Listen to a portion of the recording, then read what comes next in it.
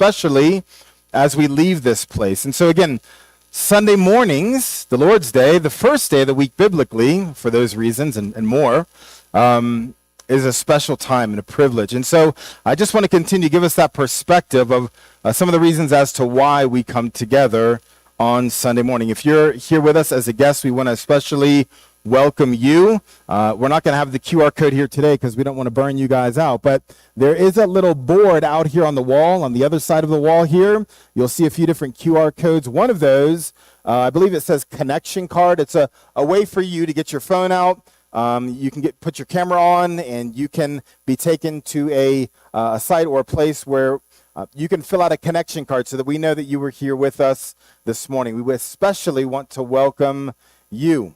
We are heading out of the Sermon on the Mount. As you know, the last several weeks, we've been doing, a series, you could say, through the Sermon on the Mount. And so finishing that last Sunday, we are going to be heading into Matthew chapter 8 as we're doing a study through the Gospel of Matthew.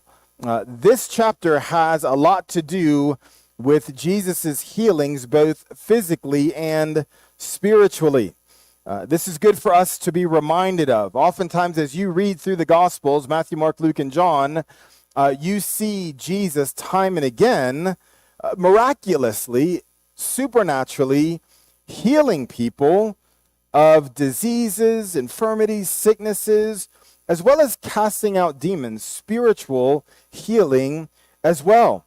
In chapters 5 through 7, the Sermon on the Mount, we clearly saw the words of Jesus at work, but now in chapters 8 and 9, we're going to be witnessing the works of Jesus at work. Both have their place, and both are very important.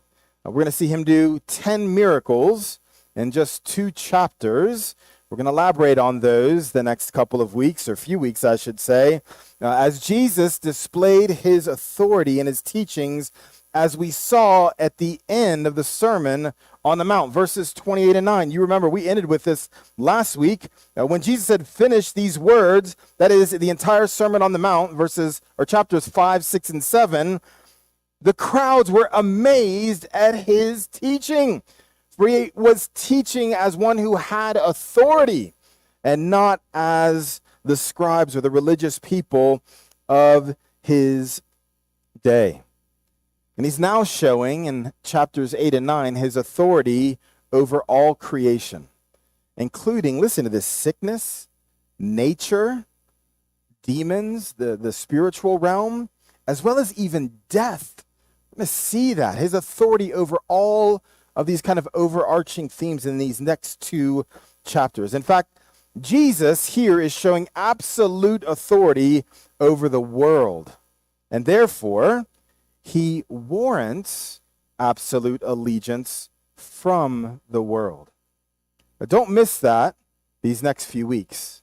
Jesus' authority over every realm, over all of creation, in the physical and the supernatural, and therefore he warrants, he deserves absolute allegiance from all of creation, and especially the pinnacle, the top of his creation, which are us as human beings.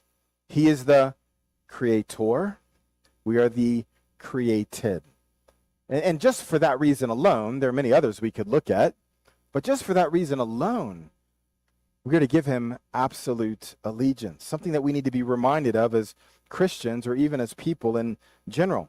So if you would open your Bibles with me, we'll begin in verses 1 through 4, Matthew chapter 8. The title for our message is Healing, Faith, and Jesus' Uniqueness. Healing, Faith, and Jesus' Uniqueness. All right, so we're picking up verse 1, Matthew chapter 8, when Jesus came down from the mountain. Many of you know, as he was preaching, best sermon ever, teaching as well, this Sermon on the Mount, chapters 5, 6, and 7, he was up on a hillside, not necessarily a mountain, but a hillside. Some may describe it as a mountain, but he had come down from that. Look at verse 2. A leper came to him and bowed down before him and said, Lord, if you are willing, you can make me clean.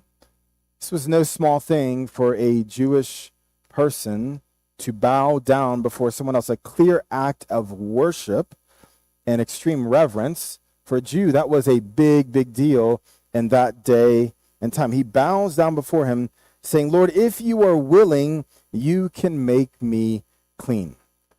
Don't misunderstand the question. He wasn't questioning Jesus' ability to heal. He was questioning Jesus' will or timing to heal. Lord, if you are willing, you can make me clean. Verse 3, Jesus